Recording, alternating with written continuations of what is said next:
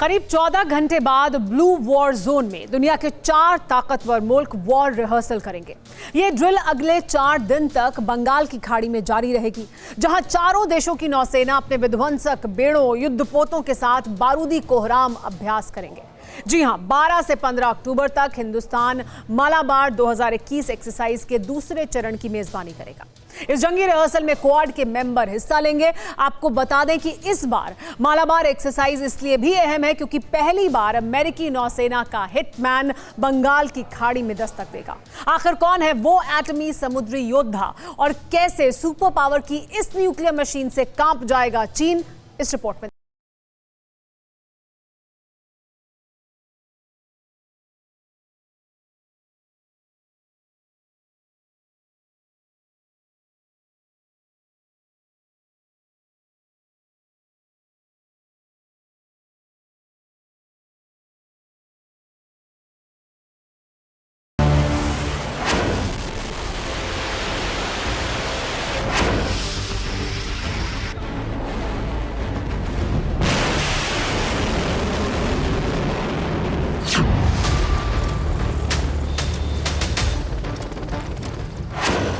पूर्वी लद्दाख में तनाव के बीच भारतीय नौसेना ने अंडमान निकोबार की जल सीमा में सबसे बड़ी समुद्री ड्रिल की तैयारी कर ली।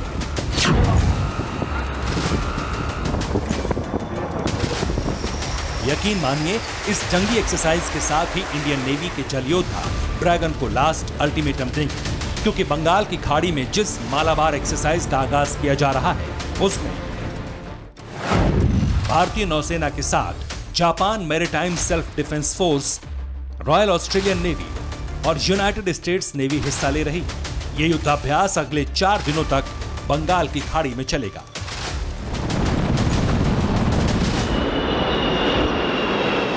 असल में ये चारों देश क्वाड के मेंबर हैं, लिहाजा इस बार 12 से 15 अक्टूबर तक बंगाल की खाड़ी में मालाबार एक्सरसाइज 2021 को करने का मकसद है ड्रैगन को उसकी हैसियत बताना, इंडो पैसिफिक रीजन में क्वाड का दबदबा बढ़ाना, और इसके लिए इन चारों ताकतवर मुल्कों ने बंगाल की खाड़ी में बारूदी थंडर लाने का ब्लूप्रिंट तैयार किया है।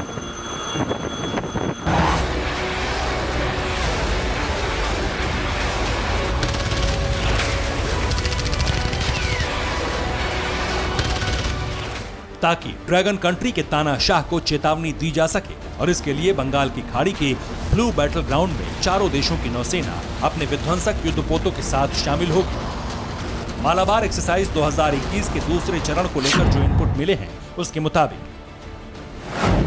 इंडियन नेवी का आईएनएस रणविजय और आईएनएस सतपुड़ा एक्सरसाइज में शामिल होगा। यूएस नेवी का USS Carl Vinson, USS Lake Champlain और यूएसएस स्टॉकडेल के साथ उतरेगा। तो वहीं जापान की नौसेना जेएस कागा और जेएस मोरासेम के साथ ड्रिल करेगी। इसके अलावा ऑस्ट्रेलियाई नेवी एचएमएस बालाराट और एचएमएस सीरियस के साथ युद्धाभ्यास करेगी।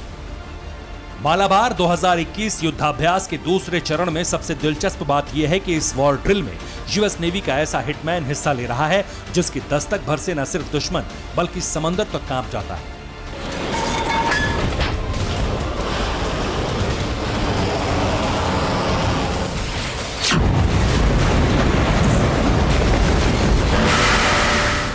क्योंकि इस महायोद्धा से कोई दुश्मन बच नहीं पाता।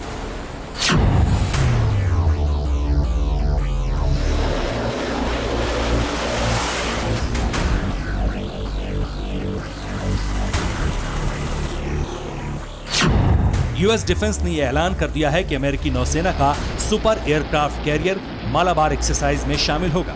यह पहला मौका है जब यूएस नेवी ने अपने परमाणु जंगी बेड़ों को बंगाल की खाड़ी में मालाबार एक्सरसाइज के लिए उतारा होगा।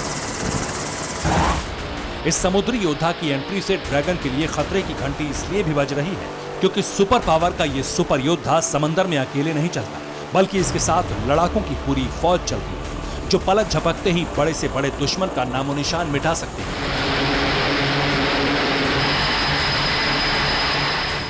यकीन मानिए, अमेरिका के इस युद्धपोत से सीधे भिड़ने की ताकत दुनिया के किसी भी देश में नहीं, क्योंकि ये गहरे समंदर से लेकर आसमान तक में ऐसा सुरक्षा कवच तैयार करता है जिसे भेद पाने की कुव्वत किसी की नौसेना और वायुसेना में नहीं।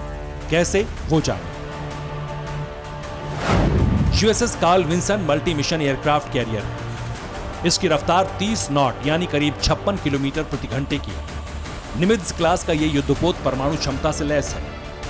यह युद्धपोत 1000 टन से ज्यादा बारूद साथ लेकर चलता है। इसके बेड़े में 90 से ज्यादा लड़ाकू विमान और हेलीकॉप्टर रहते हैं। 6000 से ज्यादा यूएस नेवी के कमांडो युद्धपोत पर मौजूद रहते हैं।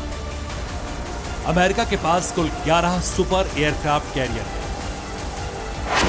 उन्हीं में से यूएसएस कार्ल विंसन भी, जो अपनी ताकत और बारूदी कोहराम के लिए जाना जाता है। इसके अलावा भारतीय नौसेना ने भी अपने युद्धपोतों के साथ साथ एक ऐसा सुपर स्पाई भी मालाबार एक्सरसाइज में शामिल किया है, जो समंदर में होने वाली हर मूवमेंट को कैप्चर कर सकता है, बेड़ों की एक एक डिटेल ट्रेस कर सकता है, और वो है P-8I aircraft.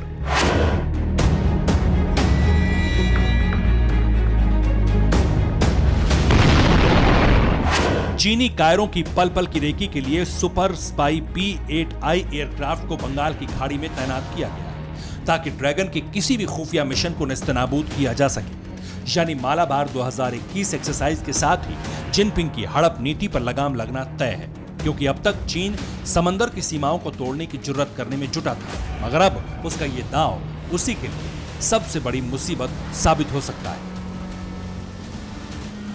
Bureau report, TV9 Bharatvarsh.